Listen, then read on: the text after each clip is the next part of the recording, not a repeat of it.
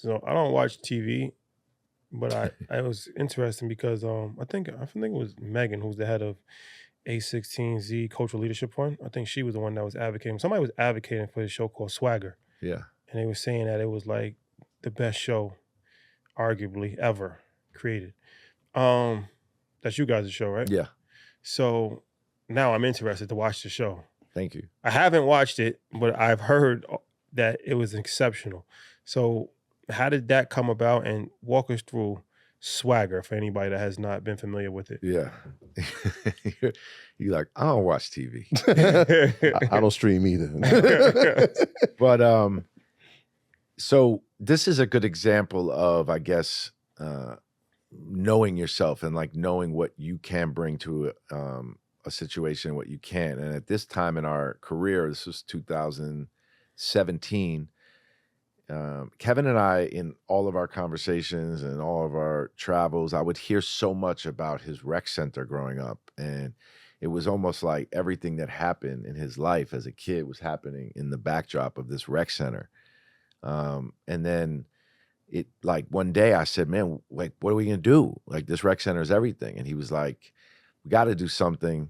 And conversation like kept going. And we somehow were like, found this idea of Friday Night Lights was this like cult classic. It kind of showed you what Friday night football and like football in the state of Texas was like. And people fell in love with these characters and grew up with these characters. So there's no real true similarity, but there was something about that that stuck with us, and we kept saying it. And then we kept talking about this idea for the show, and it was evolving in different ways. And then Kevin and I went to Google Camp in 2017 in Sicily. Incredible experience. And What's that? Google does these like conference camps by invite only, and this one was in Sicily. And it was one of those like boardroom moments for me where I was like, what the fuck am I doing here? You know, like really just pinching myself at the people that were around and the conversations that I was able to hear. And Brian Grazer was there. So we went up to him and we said, we want to do something that is like Friday Night Lights. You created, or you were a part of building Friday Night Lights. And Kevin's got this story to tell about his rec center.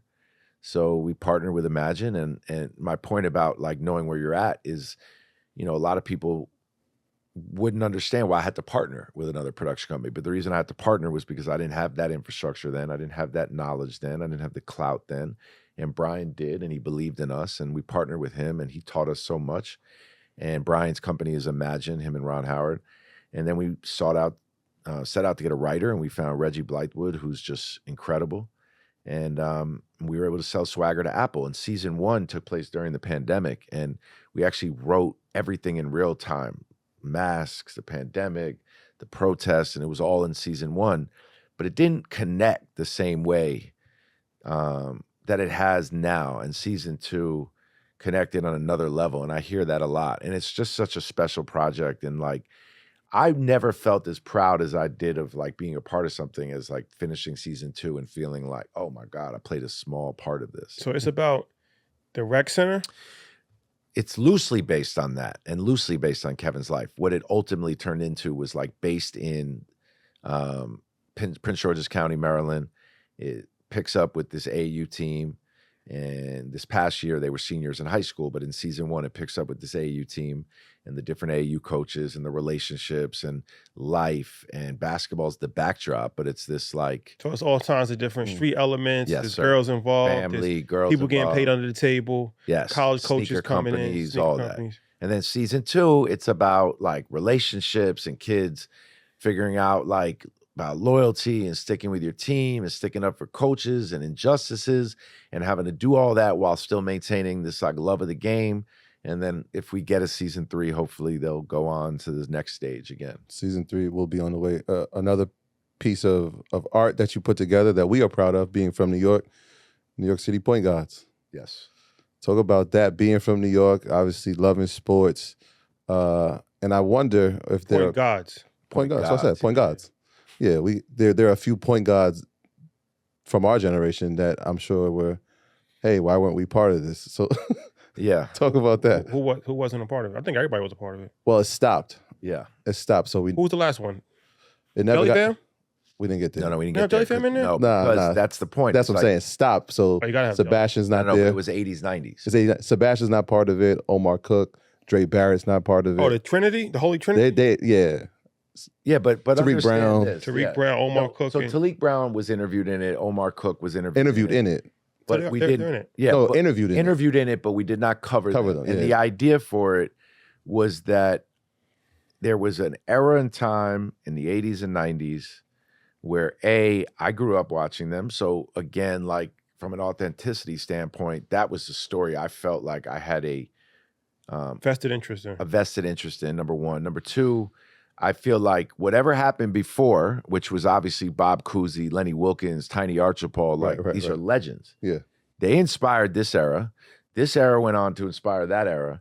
But this era we were referring to as cultural superheroes, people that I believed were direct results of hip hop and basketball coming together. Yeah. And that was Kenny Smith, Mark Jackson, Kenny Anderson, God Sham God, Skip to My Lou, Rod Strickland, and Stephon Marbury. And that was this 80s, 90s era. And I'm not sure if I'm missing anyone. That may be the most proud of anything I've ever worked on that I've been. And that was because Mark Jackson was my idol growing up. Every one of these dudes was my idol. Absolutely idolized them. Went to Golden Hoops, waited out line, went everywhere to watch these guys play. You grew up a Knicks fan? Grew up a diehard Knicks fan. Yeah, Mark Jackson was like my god as a kid. Yeah, those are the first games I ever remember was Mark Jackson, Rod Strickland, Trent Tucker, Yep. Ewing, Joker Wilkins, Ewing, yeah, of course. Kenny Skywalker. Yep. That's why I'm all in on St. John's again. I mean, I've always loved St. You're a John's. St. John's fan? You didn't you go to St. John's? No, but everyone thinks I did because I go so hard for them. But I didn't go to college, so I'm just like, fuck it. Unofficial booster. Yes. Straight up. Patino's back, so. Patino's back. I love this. I got tickets this season. I'm all in. But, you know, honestly, I didn't realize how many people actually, I think, were disappointed with some storylines or people that we left out, for sure.